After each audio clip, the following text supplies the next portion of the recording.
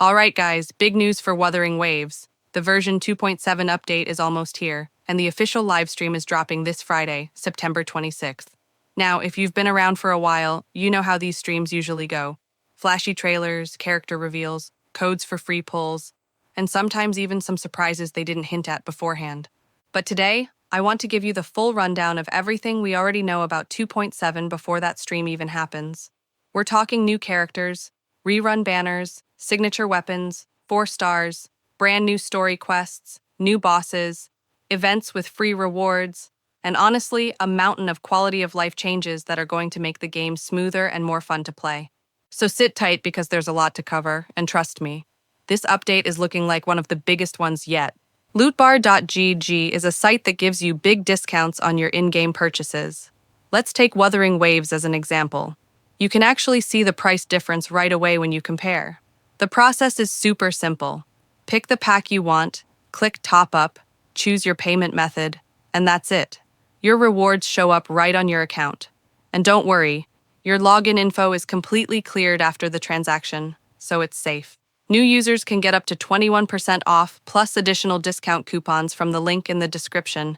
And yes, first-time top-up bonuses are available as well. Let's start with what everybody wants to know first, the banners. Because let's be real, no matter how good the story is or how polished the menus look, people are logging in to pull for characters. So for Phase 1, the headliner is Galbraina, a fusion pistol character who's built to be a main DPS and heavy attacker.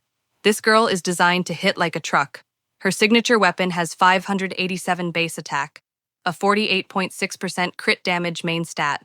And here's the really interesting part. Its passive gives 12% attack, then boosts echo skill damage and heavy attack damage in sequence. And once both those effects are active, all of your damage ignores 20% of the enemy's defense. That's insane value for a main DPS weapon. Alongside her, we've got Lupa returning, finally. She's a fusion broadblade character, and this will be her first rerun since version 2.4. So, if you've been waiting on her, now's your chance. And rounding out the Phase 1 banner, the 4 stars will be Sanhua, Mortify, and Lumi. Pretty solid spread, depending on what your roster needs. Now moving on to Phase 2.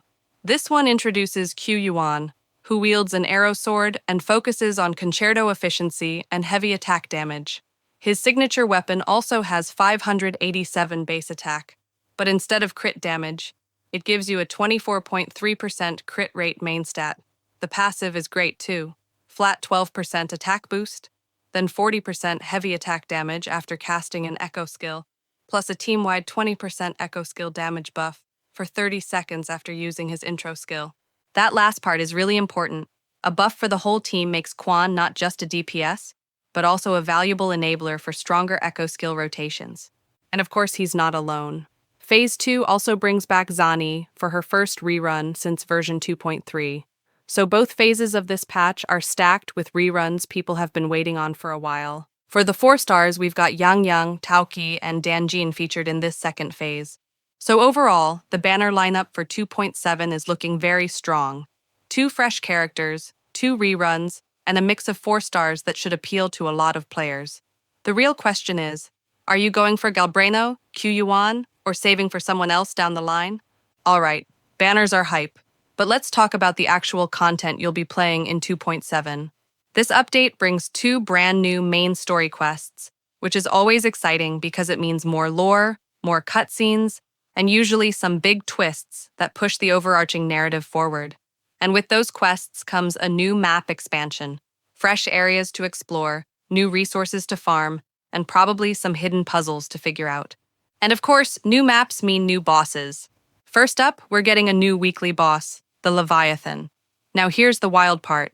This thing can actually mimic resonator skills. So imagine you're fighting this giant sea monster and suddenly it's throwing your own abilities right back at you. That's going to make the fight way more dynamic and unpredictable. On top of that, there's also a new world boss, though we don't have details yet on what exactly it'll be. And then there's the Lioness of Glory, a brand new tactical hologram boss. If you've done hologram bosses before, you know they're always tough but rewarding, so expect Lioness to really test your builds. And with all this, we're getting a new echo set, Flame Wing Shadow. This one's clearly tailored for fusion characters.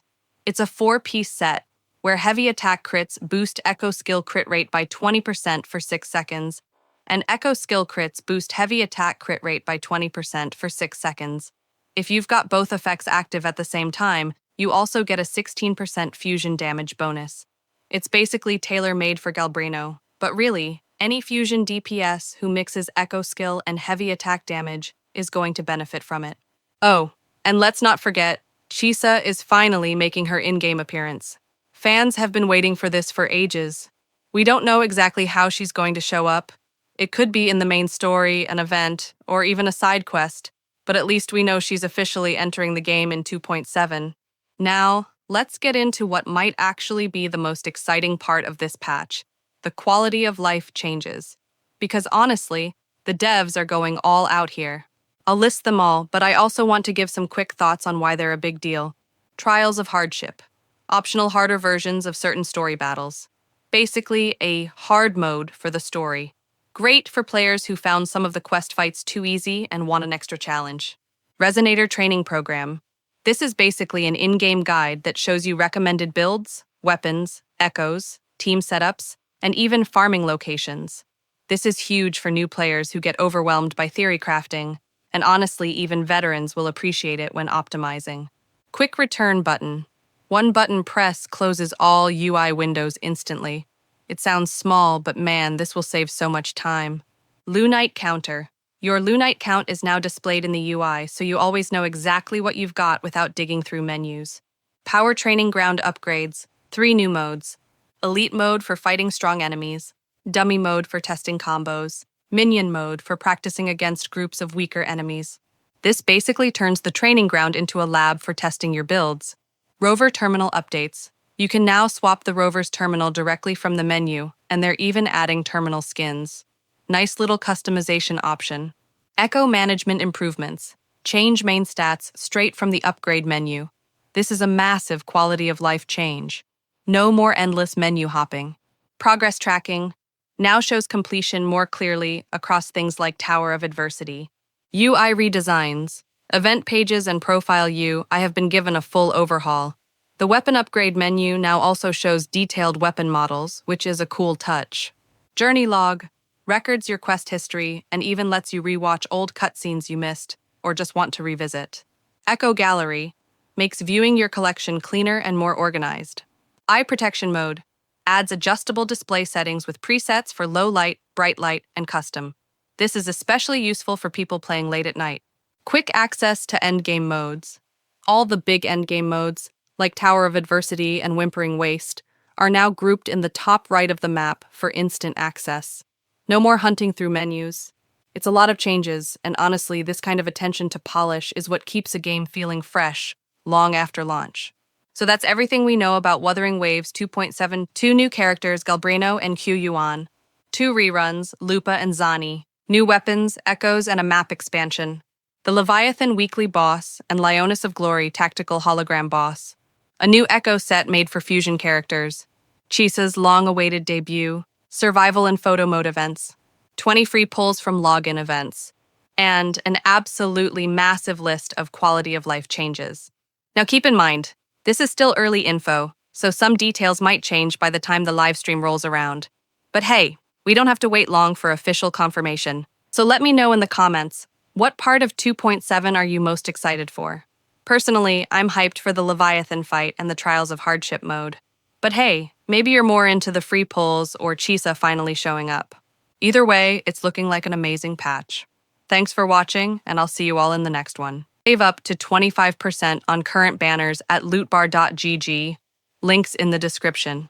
Thanks for watching, and I'll see you guys in the next one.